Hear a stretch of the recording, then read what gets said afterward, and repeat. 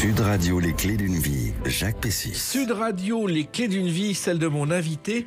Après plusieurs décennies sur les scènes de théâtre, au cinéma et à la télévision, la comédienne que vous demeurez plus que jamais joue une nouvelle carte, celle de la transmission. Bonjour Béatrice Agenin. Bonjour Jacques. Alors, vous êtes officiellement à l'affiche du Lucernaire avec un spectacle musical, Notre Petit Cabaret, avec votre fille, Émilie. On va en parler tout à l'heure. Mais vous avez une carrière extraordinaire de comédienne et un parcours qu'on va évoquer, comme d'habitude, dans les clés d'une vie, à travers des dates clés. Et j'en ai trouvé certaines pour qui, j'espère, évoqueront en votre mémoire des souvenirs. La première, je ne sais pas si vous vous en souvenez, c'est le 3 mars 73, votre première télé. Vous êtes Marianne dans l'Avare. C'est la diffusion d'une pièce enregistrée l'été précédent en plein air au cours du festival de Valréas. Je me souviens de Valréas. Je me souviens aussi du spectacle. Mais j'aurais pas dit que c'était 73. En fait, c'est 72, mais la télé est passée en 73, après l'enregistrement. Et je crois que vous étiez dans la troupe de la Comédie de Saint-Étienne. C'est ça, avec Jean Dasté. Exactement, qui est un centre dramatique national qui a été créé il y a 70 ans. Oui, et c'était très passionnant. C'était passionnant parce que c'était en plein air, vous débutiez. Je débutais, je ne savais rien, c'était formidable. J'étais comme ça, lancée, sans très bien comprendre ce qui se passait. Mais j'avais beaucoup d'admiration pour Jean Dasté. Je voyais bien que c'était un être qui s'était consacré entièrement au théâtre. Et il vous avait repéré ? On a dû faire une audition. Je ne sais pas s'il m'avait repéré, mais je correspondais à ce qu'il imaginait de Marianne. Alors, il se trouve que, curieusement, vous jouez à vos débuts l'Avare, et votre père a joué l'Avare pendant la guerre. Mon père a joué Harpagon, en Berrichon, enfin en patois berrichon. Effectivement, il faisait ça pendant la guerre, pour amuser ses amis, ses copains. Et lui, quand j'étais toute petite, il me récitait le monologue d'Harpagon. En patois berrichon. Oui. Puisque votre famille vient du Berry. Oui. Et vous avez été élevé dans le Berry. J'ai été élevée dans le Berry, une grande partie, oui. Et c'était les champs, la campagne. C'était la ferme autrefois, c'était les animaux, c'était les foins, c'était les patates, c'était tout complètement extraordinaire pour moi. Pour une enfant, c'était extraordinaire. Et il y a une autre spécialité dans le Berry qu'on n'imagine pas, c'est que la meilleure pizza dessert du monde vient du Berry. Oui. C'est un certain Olivier Mazadi, à Bourges, qui a gagné le titre de champion du monde en 2017. Ah bon ? Oui. Une pizza ? Une pizza. Ah bon, j'avais entendu parler surtout du pâté aux pommes de terre, bien sûr, mais pas de la pizza. Il est champion du monde. Ah bon, génial. Et au départ, Béatrice Agenin, le théâtre, c'était pas du tout votre but. C'est-à-dire que je n'imaginais pas que je pouvais en faire. Bien sûr, j'avais mon père qui me racontait ses petites expériences au théâtre, mais c'était dans des petites salles, c'était pas du tout professionnel.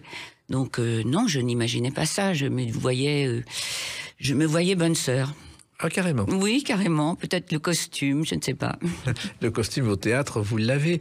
Mais surtout, il y a eu un déclic. Je crois que c'est un spectacle où votre père et votre mère vous ont emmené. Et je crois que c'est le rideau rouge qui vous a fasciné.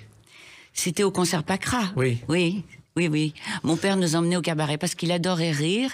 Et les théâtres dits sérieux, peut-être la Comédie Française, on n'y avait pas accès. Il imaginait que c'était pas pour lui, même s'il avait joué Harpagon. Donc, et le concert Pacra, c'était des petites scénettes, c'était des cabarets. Oui, c'était les chansonniers. Donc, mon père adorait ça, ça le faisait rire. On a toujours beaucoup ri à la maison, malgré ses colères qui étaient légendaires. Voilà. Mais en même temps, les chansonniers, vous étiez toute petite, vous compreniez pas forcément tout ce qui se disait. Ah, rien du tout, je comprenais rien. mais ça vous a quand même fasciné. Ce qui me fascinait, c'était juste avant. Parce qu'après, je comprenais rien, mais avant, il y avait ce rideau rouge, les gens attendaient et ça frémissait. On sentait qu'il se passait quelque chose. Et c'est peut-être là le déclic qui a fait que vous avez eu envie de devenir comédienne. En tout cas, ça provoquait une fascination, oui. Alors, au départ, vous avez le bac et vous faites une licence de lettres modernes. Oui. C'est rien à voir avec le théâtre ? Ah non, rien. Non. En fait, je m'ennuyais beaucoup à l'école et j'ai fait cette licence pour me booster un peu, pour me dire t'es capable de le faire. Mais je n'ai pas appris grand-chose, ni au lycée, ni à la fac. Et puis je crois qu'il y a une copine qui s'appelait Frédéric Tirmont qui a tout changé. Oui, elle a tout changé parce que elle avait beaucoup d'élégance, elle s'habillait très bien, elle me fascinait elle aussi. Et puis son père était chanteur lyrique. Et un jour, dans l'autobus, elle m'a dit qu'il fallait que j'aille chez Raymond Girard. Je ne savais pas... Non, j'étais chez... Pardon, je dis n'importe quoi. J'étais chez Raymond Girard et elle m'a dit de venir chez Périmoni. Voilà. Ouais, parce que vous aviez commencé à prendre des cours de théâtre. Oui, ça vous tentait? Ça me tentait, oui. Comme ça, c'était venu en disant il y a quelque chose qui se passe. Oui, j'avoue que je ne sais pas comment j'ai connu Raymond Girard et ensuite, évidemment, par Frédéric. Jean Périmoni. Et Frédéric Tirmont, il faut savoir qu'elle triomphe dans Chers parents depuis quelques années et qu'elle était la voix française d'Emma Thompson dans 41 films, parmi lesquels où elle joue Sibylle, le professeur de divination dans Harry Potter. Oui, c'est ça. Alors vous-même, donc, vous arrivez chez Jean Périmoni et vous allez rester? Je reste 3 ans et puis je prends aussi des cours avec Jean-Laurent Cochet et de fil en aiguille, je commence un peu à me comprendre. Je commence. Vous dites, tiens, il y a quelque chose qui se passe. Vous voyez, j'adorais ça, mais je comprenais pas très bien. Et puis, dans ces cours qui sont formidables, on ne travaille que des scènes, on travaille pas une pièce entière. Donc, par chance, j'entre au conservatoire. Je dis par chance parce que j'étais pas très bonne. Et puis ensuite, je passe le concours. Vous me dites que vous l'avez vu. Oui, c'était le dernier concours, je crois, oui, avec des moyens, un dernier concours de sortie. Jacques Rosner, qui a pris la suite du conservatoire, ne voulait plus entendre parler de ce concours. Et il y avait beaucoup d'émotions parce que les élèves protestaient. Oui. C'était après 68, alors ça protestait dans tous les sens.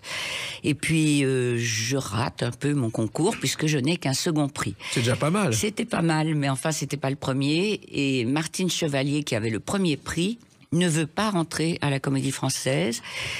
Donc Pierre Dux, qui m'aimait beaucoup, me demande à la place de Martine Chevalier. Voilà, Pierre Dux, dont on va entendre la voix. Même le dimanche. Pierre Dux, qui était à l'époque l'administrateur de la Comédie Française. Oui. Et qui était... J'avais beaucoup d'admiration pour lui, c'était un acteur extraordinaire. Et puis, lui m'aimait beaucoup. Il m'avait dit à la fin de mon concours, c'est dommage, vous auriez été très bien à la Comédie Française, mais vous l'avez raté. Bon, voilà. Il voulait dire le premier prix. Bien sûr, parce que Martine Chevalier, en fait, ne voulait pas. Elle avait été engagée au Théâtre de la Ville et elle voulait rester là-bas. Voilà, c'était sa promesse. Voilà. Et elle est revenue beaucoup plus tard à la Comédie Française. Elle est revenue parce que je suis partie. Ça, c'est drôle. Et donc, vous arrivez à la Comédie Française parce qu'il y a une place à prendre. C'est ça, exactement. Vous avez de la chance dans Oui, ça s'appelle la chance. Et puis, je découvre un metteur en scène, un acteur qui m'a énormément impressionné et apporté et révélé, c'est Jean-Paul Roussillon. La première pièce que je joue, c'est l'Avare. Et cette fois... Encore. Oui, encore. Et cette fois, c'est... Élise, pardon.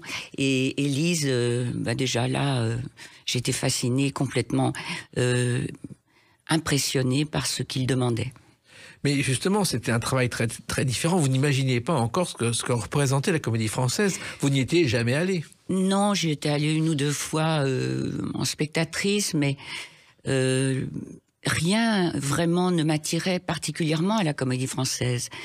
Et puis, quand je suis entrée, j'ai donc découvert ce que c'était qu'une pièce vraiment. Parce qu'évidemment, avec Dasté, j'avais découvert, mais j'avais pas notion de ce qu'on pouvait faire dans un personnage. Comment on pouvait le travailler de l'intérieur. Et ça, c'est vraiment Jean-Paul Roussillon qui me l'a appris. Et en plus, vous arrivez comme pensionnaire. La Comédie Française, c'est pas facile. C'est un lieu très mythique, mais où il faut faire sa place. C'est mythique et il y a une hiérarchie extrêmement importante. On arrive au plus bas, on doit attendre assez longtemps avant d'être nommé sociétaire. Et quand on est nommé sociétaire, on doit signer pour 20 ans. Donc Dux, justement, a compris que les jeunes ne voulaient pas entrer pour 20 ans et il a laissé la possibilité de partir au bout de 10 ans, ce que j'ai fait. Mais il se trouve même vous avez de la chance parce qu'à une époque, la Comédie Française, on ne pouvait rien faire en dehors. Pas de théâtre, pas de cinéma. On avait droit à des congés, mais il fallait s'y prendre de façon très intelligente. Et maintenant, on a beaucoup plus le droit. Pierre Dux a été un grand administrateur de la Comédie Française. Oui, énorme, magnifique. Et il y a eu un canular qu'il n'a pas apprécié. À l'époque, Daniel Prévost, un jour, faisait des canulars à la radio, téléphone à Pierre Dux, il se fait passer pour le secrétaire d'un ambassadeur, et il dit « Je voudrais 2 places pour monsieur l'ambassadeur ». Pierre Dux, royal, dit bien sûr sans problème, je ne pourrai pas être là parce que je serai avec le ministre. Et Prévost ajoute, si vous voyez le ministre, demandez-lui de me rendre mon peigne. Et puis, Pierre Dux a compris que c'était un canular et l'a très mal pris. Ah bon? Oui. Oh, c'est dommage. Et c'est vrai que la Comédie Française vous a beaucoup apporté. Oh, j'ai tout appris quand même. J'ai appris aussi ce que c'est qu'un groupe, la difficulté de vivre en groupe.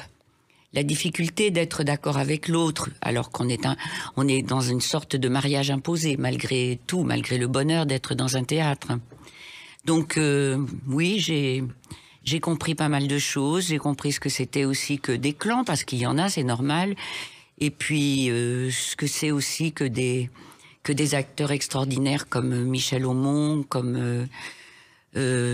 justement, Roussillon, pour moi, c'était extrêmement important, comme Catherine Samy. Enfin, je peux pas tous les citer, mais il y a des gens extraordinaires à la Comédie Française. Et ça a bien marché pendant 10 ans, et puis ça a continué. Et on va l'évoquer à travers une autre date importante pour vous, le 23 juin 2020. À tout de suite sur Sud Radio avec Béatrice Agenin. Sud Radio, les clés d'une vie, Jacques Pessis. Sud Radio, les clés d'une vie, mon invité Béatrice Agenin. Nous parlerons tout à l'heure de votre petit cabaret au Lucernaire, qui est une aventure patrimoniale et de transmission. Donc on a évoqué vos débuts au théâtre, à la Comédie Française, un peu par chance. Et puis ça a tellement marché que le 23 juin 2020, vous recevez un trophée avec un mois de retard, c'est-à-dire un Molière, votre premier Molière, et vous auriez dû le recevoir un mois plus tôt, mais il y a eu la pandémie. Ah oui, c'est vrai. Alors ce Molière, il me fait d'autant plus plaisir qu'il récompense un spectacle que j'ai adoré, Marie des Poules, et que j'avais commandé à Gérard Savoisien, avec Arnaud Denis, que j'admire profondément. Alors ce spectacle Marie des Poules, c'était une idée que vous aviez eue au départ ? J'ai demandé à Gérard Savoisien s'il pouvait m'écrire quelque chose sur George Sand. Et dans mon esprit, c'était un monologue. Et puis, je lui avais demandé avec du patois, puisque je suis d'origine berrichonne, et avec des marionnettes, parce que ce sont des objets qui me fascinent. Et d'ailleurs, George Sand utilisait beaucoup les marionnettes avec son fils pour... tester ses pièces, ses propres pièces. Et puis il a trouvé une idée qui était Marie des Poules, qui était la gouvernante de George Sand. Oui, il l'a trouvée sur Wikipédia tout simplement, et cette gouvernante, moi je ne la connaissais pas, elle s'appelle Marie Caillot, et elle est, on va dire, tous les descendants de Marie Caillot sont les descendants directs, en ligne directe, de George Sand. Oui, parce qu'en fait, elle était venue à la ferme pour les œufs, donc pour travailler. Et puis, elle est devenue comédienne. Elle a joué 35 pièces. Elle a joué 35 pièces à Nohant. Faut pas exagérer non plus. Elle n'est pas allée à Paris. Et elle est tombée amoureuse de Maurice Sand, le fils de George Sand. Et bien sûr, c'était une mésalliance que ne pouvait pas accepter George Sand. Et en même temps, ça a été un énorme succès, cette pièce. Cette pièce, elle était magique. On la joue encore un petit peu en tournée. Le 12, je crois, le 12 janvier, c'est à Champigny. On le joue aussi dans le Berry. J'y tenais beaucoup au festival, je ne sais plus comment il s'appelle. En tout cas, c'est dans le Berry, sur les terres de Marie Caillot. C'est une pièce un peu magique parce que ça part d'une jeune fille qui a 11 ans, qui est analphabète, qui apprend, grâce à George Sand, qui lui apprend à lire et à écrire, et puis qui monte comme ça, grâce à l'écriture et à la lecture, qui sort de son analphabétisme, mais malheureusement, elle reste une paysanne. Et je sais que cette pièce a été créée dans le théâtre de Nohant, puisqu'elle avait fait construire George Sand un théâtre de 50 places à Nohant, avec fosse d'orchestre, et elle testait ses pièces avant de les proposer à Paris. Oui, mais elle n'a pas été testée là, celle-ci. On la jouera plus ou moins à côté de Nohant au mois de mars, le 30 mars. Mais non, elle a été testée tout simplement à Avignon. Oui, ça c'est la pièce, mais la vraie pièce de la vraie Marie Despoux l'a testée dans cette salle. Ah oui, ça c'est vrai. Alors, justement, cette pièce a débuté à Avignon, et à votre grande surprise, ça a été un triomphe, et ça s'est enchaîné. Oui, alors je ne m'y attendais pas du tout. J'aimais beaucoup, beaucoup la pièce. Je l'aime toujours autant. Mais je ne pensais pas qu'en 2 jours, tout serait plein. Il y a eu comme ça un phénomène incroyable d'intérêt et de plaisir à la voir, puisqu'effectivement c'est une petite fille. Quand elle arrive, elle a une petite voix, et puis au fur et à mesure elle grandit. Et puis il y a l'autre personnage, celle de George Sand, qui contre l'amour de son fils avec cette jeune fille. Et comment expliquer le succès de cette pièce pendant 4 ans, Béatrice Agenin? Je crois que c'est la naïveté de la jeune fille, donc que j'interprète évidemment, mais c'est sa naïveté, c'est le fait qu'elle ne sait rien, qu'elle pose des questions naïve et innocente surtout. Alors il se trouve que vous avez reçu ce Molière au Châtelet, mais c'était presque une récompense à l'ancienneté. Je crois que vous avez été nommé 6 fois au Molière sans le recevoir. J'ai mis du temps à l'avoir. On n'y croit plus au bout d'un certain temps. C'est vrai, oui, je m'habituais à ne pas l'avoir. Et là, le soir où vous l'avez, qu'est-ce qu'on ressent? Ah, j'étais vraiment très, très, très heureuse. Très heureuse. Malheureusement, c'était pendant la pandémie, donc il y avait personne, pas grand monde. Ça a été un petit peu clandestin, mais ça fait rien, je l'ai. Et ce qui n'a pas été clandestin, c'est le brigadier d'honneur que vous avez reçu ensuite. Oui, c'est vrai. Alors là, ça, je m'y attendais encore moins parce que je pensais pas que je le méritais. Mais c'est vrai que j'ai fait beaucoup de théâtre, que j'ai consacré ma vie au théâtre et que c'est ma passion. Oui, et c'était un brigadier récompensant votre carrière. Les 3 coups, c'est la tradition du brigadier. Et ça viendrait des mystères, des petites pièces entre surnaturel et réalisme que les comédiens jouaient au Moyen-Âge. Et on ponctuait les 3 coups avec au nom du Père, au nom du Fils et au nom du Saint-Esprit. Oui. C'était une tradition. Oui. C'était une façon de se protéger. Donc, ce brigadier récompense une carrière. Il y a eu la Comédie Française et le théâtre privé. Et le théâtre privé, ça a commencé juste après. En général, on dit on sort de la Comédie Française, on ne fait plus rien. Vous, ça a marché tout de suite, Béatrice Agenin. J'ai joué un Feydeau au Palais Royal. Je remplaçais une comédienne dont j'ai oublié le nom. Et je me suis trouvée dans ce magnifique théâtre qui est une sorte de bonbon, ce théâtre du Palais Royal, délicieux. Et j'ai enchaîné tout de suite. Mais c'est vrai qu'il y avait une différence quand même entre la Comédie Française, le prestige de la Comédie Française, et tout à coup se retrouver à remplacer une comédienne. Enfin, c'est pas du tout la même chose. On se rend compte que à l'extérieur, c'est beaucoup plus difficile quand même. Et vous auriez pu rester à la Comédie Française, mais vous n'aviez plus rien à apporter. Elle n'avait plus rien à m'apporter non plus. Voilà. C'est-à-dire que je me suis dit que j'avais tout exploité là. Bien sûr, il y a toujours les textes, mais j'avais fait quand même beaucoup de rôles, j'avais beaucoup joué. Il me semblait que j'allais non pas forcément ne plus rien apprendre, mais c'était encore 10 ans, ça me faisait sortir à 44 ans. J'avais l'impression que c'était trop tard. Et résultat, vous avez fait dans le théâtre privé aussi bien Feydeau que Anouilh, que Qui a peur de Virginia Woolf. Vous avez beaucoup travaillé. Oui, j'ai eu beaucoup de chance aussi là. Et puis surtout, j'ai monté des spectacles. J'aurais pu le faire à la Comédie Française, mais ça m'est pas venu à l'idée. Et puis il y a un spectacle aussi qui a beaucoup compté dans votre vie avec cette star. Alors c'est que l'espion qui l'aura vu entrer n'aura pas eu la patience d'attendre qu'elle sorte. Jean-Paul Belmondo dans Kid.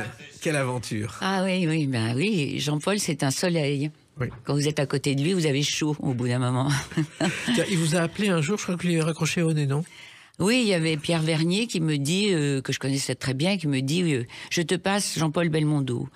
J'entends la voix de Jean-Paul que je ne connais pas du tout, et j'ai dit oui, c'est ça, et moi je suis la reine d'Angleterre, et puis j'ai raccroché. Voilà, il vous a rappelé. Il a rappelé, oui. Et il vous a proposé de travailler avec lui. Il a proposé Keane, justement.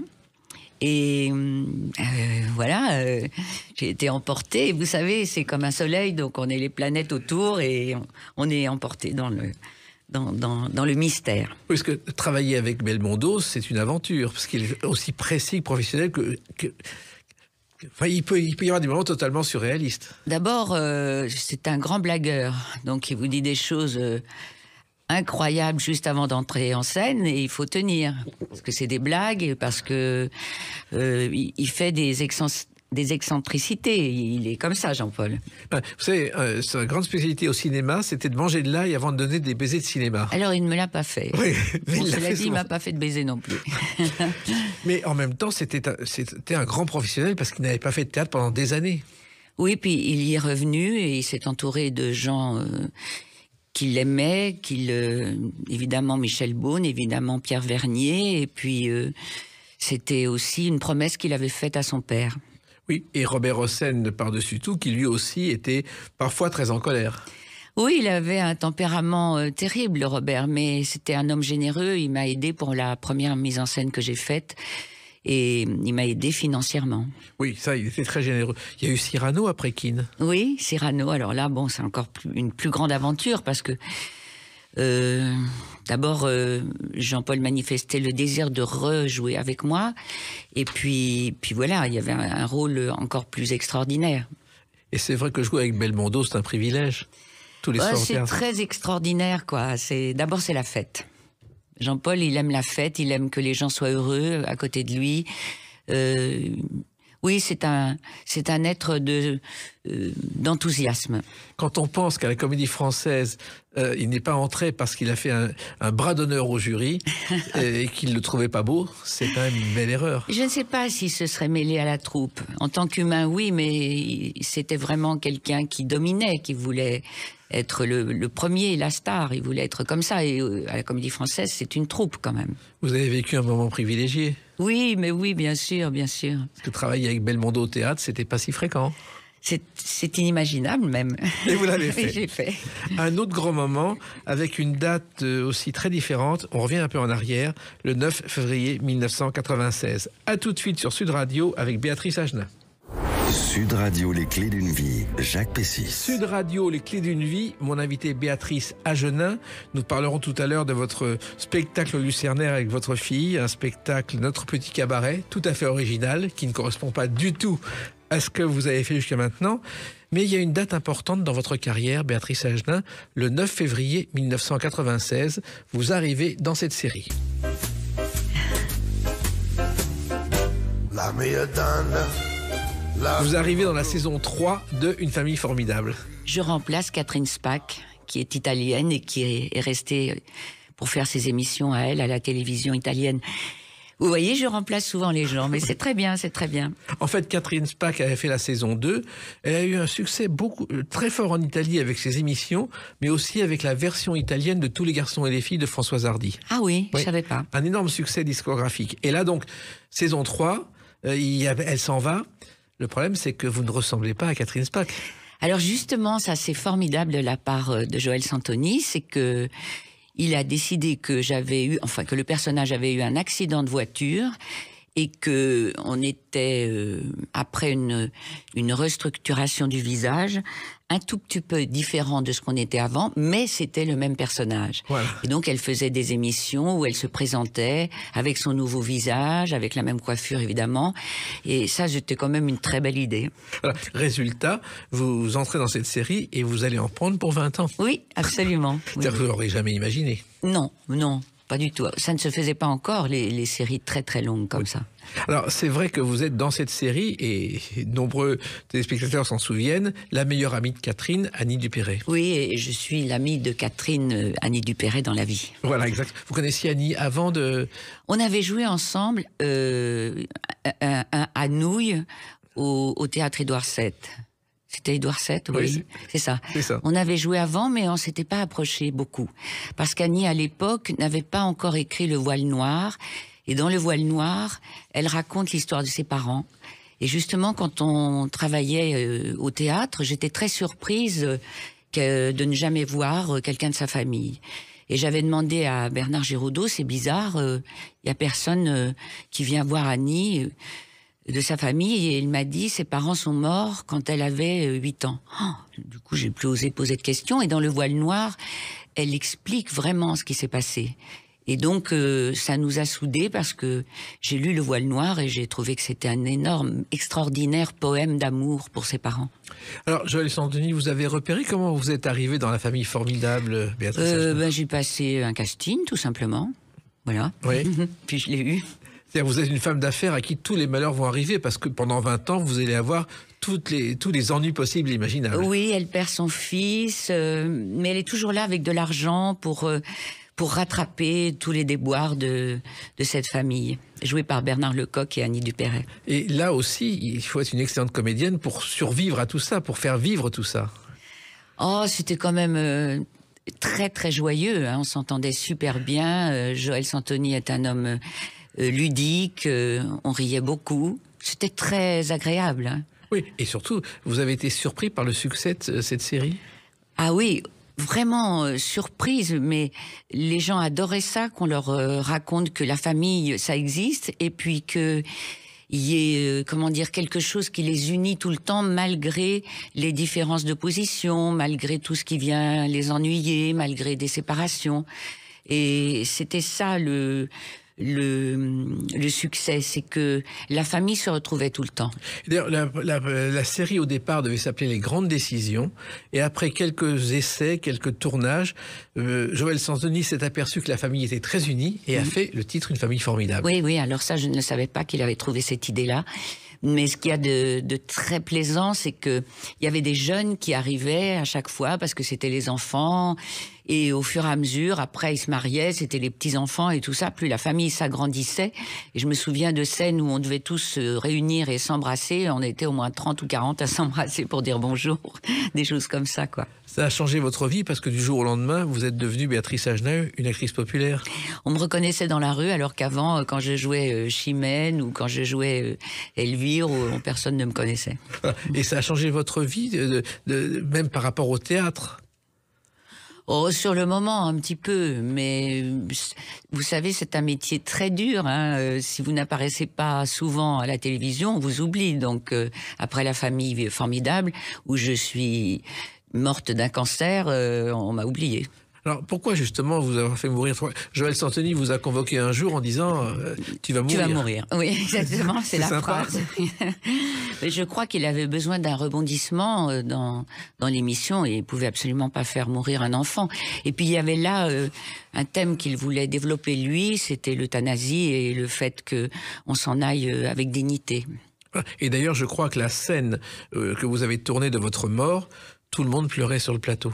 Tout le monde pleurait sur le plateau et d'autant plus que c'était Annie, l'amie médecin, qui l'aidait à mourir. Et vous pensiez quand même que ça aurait duré 20 ans? C'était pas mal? Oh, c'était bien 20 ans, ouais. C'est magnifique. Vous ne pensiez pas au début que ça durait comme ça? Ah non, j'ai cru que j'allais faire je sais pas, une seule fois, apparaître et disparaître. C'est raté de ce côté-là. Alors ensuite, il y a eu quand même d'autres séries. On vous a vu, Béatrice Hachnin, dans Navarro, notamment dans un épisode réalisé par Édouard Molinaro. Oh, Édouard, c'est un ami. C'est le premier qui m'a fait travailler. Il m'a distribué. Je jouais Chimène. Il est venu me voir et il a dit « J'ai quelque chose, ça n'est pas pour vous, mais je vous fais confiance. » C'était Claudine s'en va, je crois, de Colette. Oui. Et vous aviez quel rôle? J'avais le rôle de l'amie. Alors, je sais plus comment elle s'appelle. Vous l'avez, vous? Non, il y avait. Moi, je connais le roman de Colette. Je connais aussi le film, parce qu'il y a un film muet qui a été fait à partir de Claudine s'en va, et qui a été fait en 1917 par Maud Lottie, qui a joué au théâtre Colette. C'est fou, ça. J'aimerais bien le voir. Un film muet, il faudrait le retrouver à la Cinémathèque. Il y a eu ce rôle-là. Molinaro a été vraiment toujours très proche de vous, vous a appelé à chaque fois. Toujours, oui. Il m'aimait beaucoup et je le lui ai rendu parce que c'est quelqu'un que j'appréciais énormément humainement et en tant que réalisateur. Et puis il m'a proposé un film et comme j'étais à la Comédie Française, je n'ai pas pu le faire. Et ça, c'était vraiment dommage parce que je pense que ma carrière aurait changé. Oui, il y a eu quand même quelques films de cinéma, notamment Fantôme avec chauffeur de Gérard Horry. Oui, avec Gérard Jugnot. Alors, j'ai commencé ce métier grâce à Frédéric Tirmont et on était au lycée Pasteur invité à participer au travail qu'avait proposé un professeur qui s'appelait Fontaine, Pierre Fontaine, je crois. Oui. Et là, il y avait Junio, Michel Blanc, l'Ermite, enfin toute l'équipe du Splendide. Et on a commencé avec eux. Oui, en fait, Gérard Jugnot avait redoublé sa 5e, Oui. avait rencontré Thierry Lhermitte et ensuite Michel Blanc, son copain. Et quand les filles ont été admises pour ce spectacle, il y en a eu 2. Il y a eu Marie-Anne Chazelle et vous. Oui, oui, oui. Et vous auriez pu rentrer dans la troupe du Splendide? Oui, alors, bon, ils ont tout fait eux-mêmes et moi, j'étais pas de la bande, quoi. C'est comme ça. C'est comme ça, vous avez fait autre chose. Oui. Et il y a eu aussi un autre téléfilm qui a marqué les Français parce que c'était un sujet rarement traité. C'était l'adaptation du roman de Jean Dutour au Bombeur. Ah oui. Alors oui, ça c'était aussi magnifique. Et puis c'était un beau sujet qui avait été long avec des personnages importants, une belle distribution. Oui. C'était en fait l'histoire de commerçants qui faisaient du marché noir pendant Oui. la guerre. Et à l'époque, ça a fait scandale parce que ce sujet n'était pas encore entré dans l'histoire de France. Mais oui, c'est vrai. Oui. Et d'ailleurs, l'expression bof, beurre, œuf, fromage, on en parle dans ce film, mais au départ, c'est le sigle OAL du commerce du beurre, des œufs et du fromage. Ah oui. C'est parti de là. Ah d'accord. Alors, il y a eu aussi d'autres choses. Il y a eu notamment Michel Vaillant. Vous avez Alors tourné Michel Vaillant, il y avait Cassel. Oui. J'ai souvent été la femme de Cassel dans les films. Là, vous étiez la femme du père de Michel Vaillant, Elisabeth Vaillant. C'est ça. Et c'était une série. Vous connaissiez la bande dessinée au départ, Michel Non, pas Vaillant? du tout. Non, je l'ai découverte là. Parce qu'il y avait eu une série de télévision avant qui avait moyennement marché en noir et blanc, et le film a bien marché. Oui, oui, oui. Et vous connaissiez l'univers de la course automobile? Mais rien, pas du tout, non, non. J'ai juste compris que c'était très, très, très bruyant et que c'était un univers absolument extraordinaire aussi, là. J'ai découvert ça, oui. Et d'ailleurs, je crois que Alain Prost, en lisant enfant les aventures de Michel Vaillant, a eu envie de faire ce métier de pilote de course. C'est vrai? Oui. Comment on fait pour passer d'un rôle à l'autre comme vous le faites? Alors, moi, je fais beaucoup de théâtre, donc on répète beaucoup au théâtre. Et puis, on redit les mots. Donc, ça commence quand même à un moment donné à vous imprégner un peu. Je ne sais pas comment on fait. C'est une histoire d'imaginaire. On s'imagine qu'on est quelqu'un. Mais en même temps, c'est beaucoup de travail. Passer d'un personnage à l'autre, on oublie le personnage? Comment on est interchangeable? Non, je crois pas. On n'est pas interchangeable. On fait des couches. On rajoute des choses au fur et à mesure. Il y a des personnages qui vous imprègnent davantage que d'autres. Qui a peur de Virginia Woolf, c'est très fort comme personnage. Parce que c'est une femme qui invente un enfant alors qu'elle ne peut pas en avoir. Donc moi j'avais une petite fille à la maison qui m'attendait tous les soirs. J'étais au théâtre de l'Œuvre juste à côté de chez moi et j'allais vérifier si elle était bien là dans son lit quand je sortais du théâtre. On finit par vivre ces personnages. Sur le moment, oui, on vit ces personnages. Enfin, il y a un dédoublement quand même, hein. Mais moi je suis du genre à vivre bien fort mes personnages, oui. Et en même temps, est-ce que la Comédie Française n'a pas été la meilleure école, encore plus forte que le Conservatoire? Ah oui, bien sûr, bien plus forte, bien sûr. J'ai tout appris à la Comédie Française. J'ai tout appris avec cet homme, Jean-Paul Roussillon, qui nous donnait la béquille. Je n'ai jamais vu personne indiquer comme lui. Moi, je me souviens de chaque indication. Et j'étais pas la seule, parce que même les gens de la Comédie Française qui travaillaient avec lui sortaient de la salle de répétition en larmes, tellement c'était beau. Est-ce que vous mesurez combien vous êtes une privilégiée en ayant tourné autant, en ayant fait autant de théâtre, alors que finalement, c'était pas votre vocation, Béatrice Agenin? Oui, je suis une privilégiée parce que j'ai toujours pu jouer les rôles dont j'avais envie. Ça, c'est extraordinaire. Et je n'ai pas eu à faire, je dirais, des choses pour l'argent. Donc, j'ai beaucoup de chance. Mais d'un autre côté, je ne suis pas populaire, donc les gens ne me connaissent pas bien. Un petit peu à la télé, mais pas suffisamment pour que je monte les spectacles que je rêve de monter. Oui, mais en même temps, vous avez toujours travaillé, ce qui est un privilège. C'est vrai, je suis une privilégiée. Et vous le mesurez avec le recul? Ah oui, oui, oui, bien sûr. Et ça vous donne envie de continuer le plus longtemps possible? Oui, oui, bien sûr. Quel est le secret, justement, de votre jeunesse éternelle? Ah, est-ce que vous êtes gentil? J'ai donc un secret. Ben, je crois que c'est d'y croire. C'est parce que j'y crois. tous les jours, c'est un petit peu difficile. Parfois, quelquefois, je pleure un peu, mais je continue à y croire. Et puis, les personnages me le rendent. Et puis, le public aussi, quand il est là, me le rend. Puis vous êtes toujours en quête d'une nouvelle aventure. On va en parler dans quelques instants avec cette date du 29 novembre 2023. A tout de suite sur Sud Radio avec Béatrice Agenin. Sud Radio, les clés d'une vie, Jacques Pessis. Sud Radio, les clés d'une vie, mon invité Béatrice Agenin. On a parlé de votre carrière à la Comédie Française, d'une famille formidable qui a quand même été la série qui pendant 20 ans vous a rendu populaire, de tous les rôles que vous avez joués au théâtre, au cinéma et à la télévision. Et puis là, vous innovez. Le 29 novembre 2023 est la première représentation d'un spectacle qui est à l'affiche au Lucernaire jusqu'à la fin du mois de janvier, Notre petit cabaret, dont voici un extrait.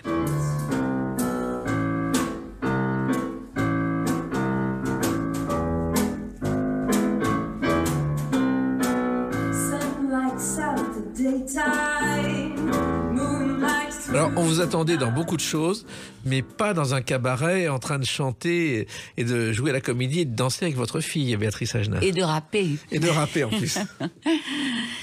Oui, c'était d'abord au départ une carte blanche qu'on m'avait donnée au Festival de Jarnac. Donc j'avais 1 heure pour m'exprimer et j'avais appris des poèmes, Proust en particulier parce que j'ai une admiration folle pour la langue, pour la littérature, pour ce thriller qui est Proust d'une manière générale.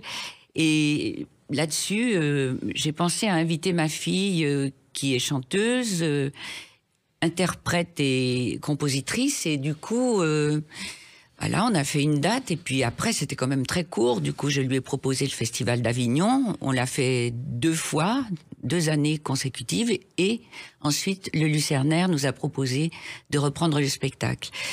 Alors on ne pouvait pas le refuser. Alors, comment est né ce spectacle? Parce qu'entre les poèmes de Proust et ce que vous faites Notre petit cabaret, il y a quand même une marge. C'est-à-dire qu'on est parti, encore une fois, de ce qu'on aimait. Il n'y avait pas de calcul. On a mis bout à bout les poèmes. Il y avait donc Rimbaud, Verlaine, pour moi. Elle, ses chansons, certaines de ses chansons. Et puis de la fantaisie, parce qu'évidemment, j'ai repensé à mon père et au cabaret. Et je me suis dit, un cabaret, il faut que ce soit drôle. On ne peut pas être tragique, ni ne dire que de la littérature. Donc, heureusement, il y avait ces chansons à elle, qui sont très personnelles. Et puis, moi, j'ai rajouté, par exemple, cette chanson qui était interdite en 1950, La chose, que chantait Patachou, La tendresse que chante Bourvil, et puis le tango argentin. Voilà. Mais vous connaissiez ce répertoire? Non, pas du tout. Je l'ai cherché. Et puis, au fur et à mesure, à chaque fois que je trouvais un truc vraiment rigolo, je me disais, voilà, il faut que je fasse ça. C'est une première pour vous, car vous n'avez jamais fait rire au théâtre. Non, et puis ça me donne drôlement envie de continuer. C'est votre nature profonde, finalement, après tant d'années? Je dois être un peu comme ça, oui. De beaucoup rire et aussi, en contrebalance, de beaucoup pleurer. Alors, il y a Salomé Villiers qui est intervenue aussi pour la mise en scène. Salomé est magique. Elle nous a trouvé les clés pour que ça s'enchaîne. Elle a trouvé des gags.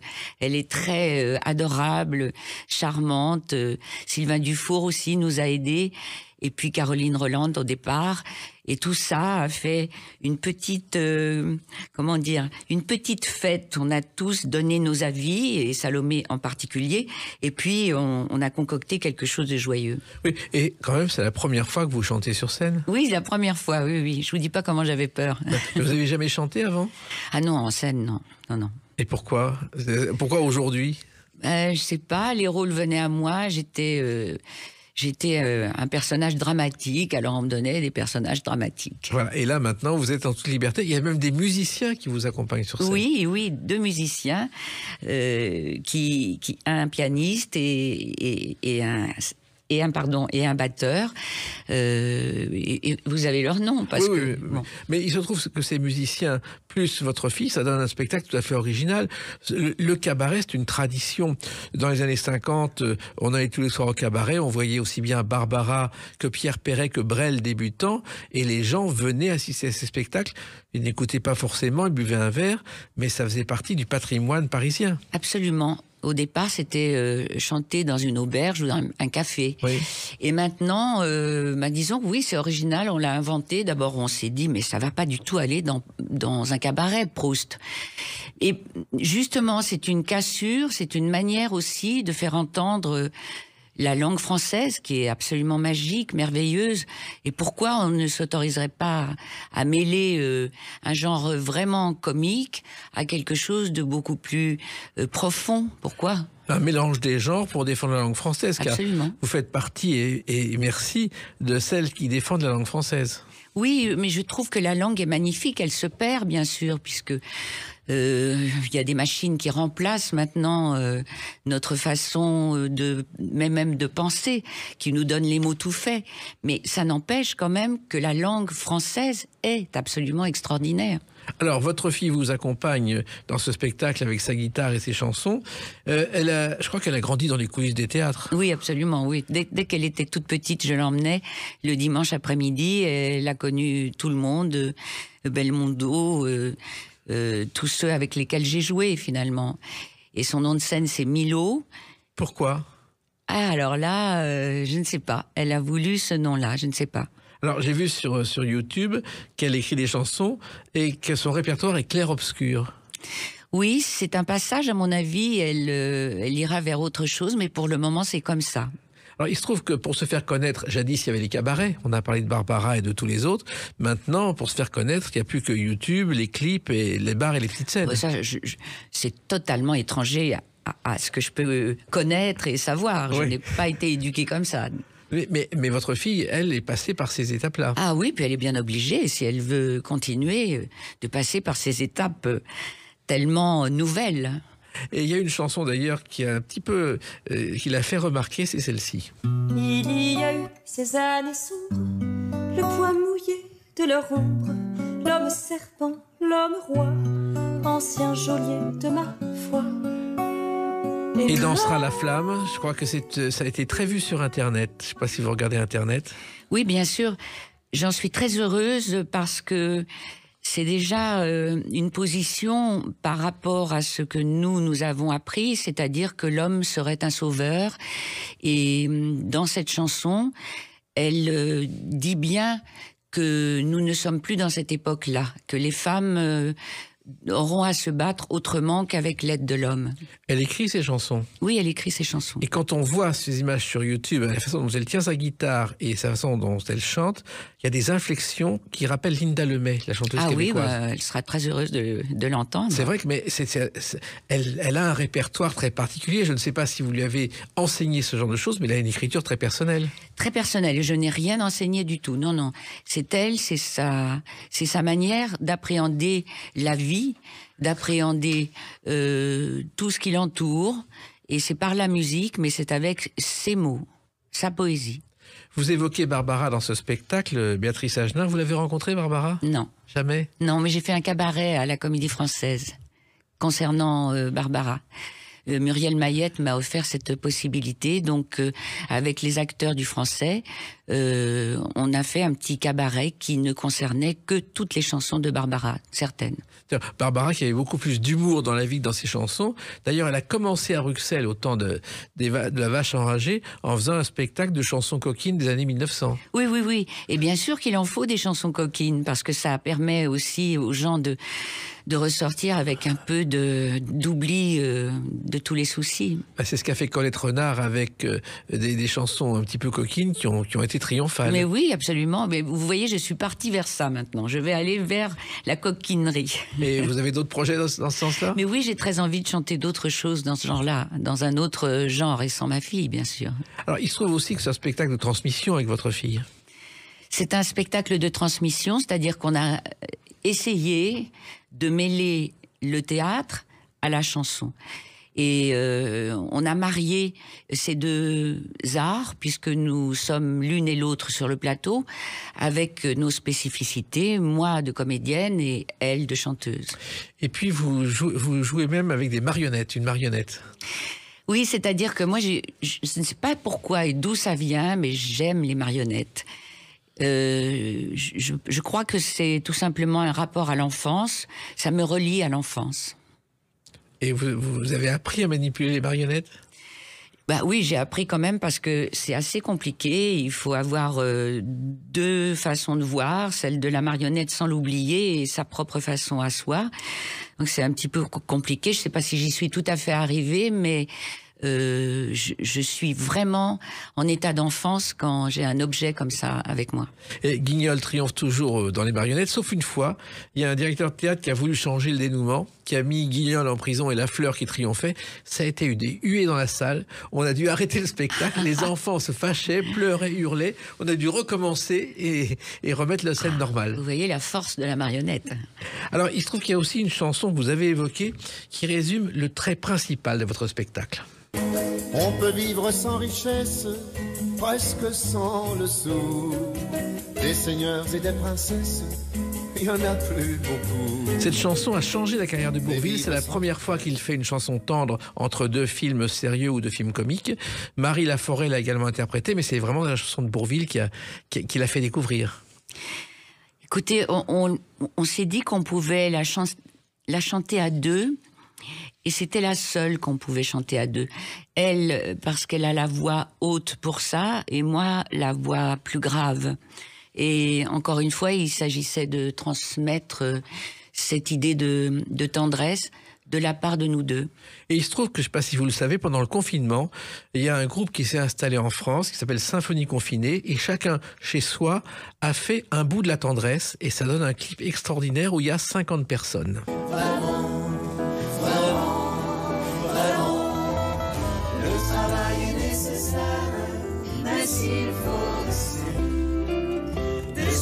En 2020, la tendresse avec des voix d'amateurs, chacun chez eux confinés. C'est magnifique.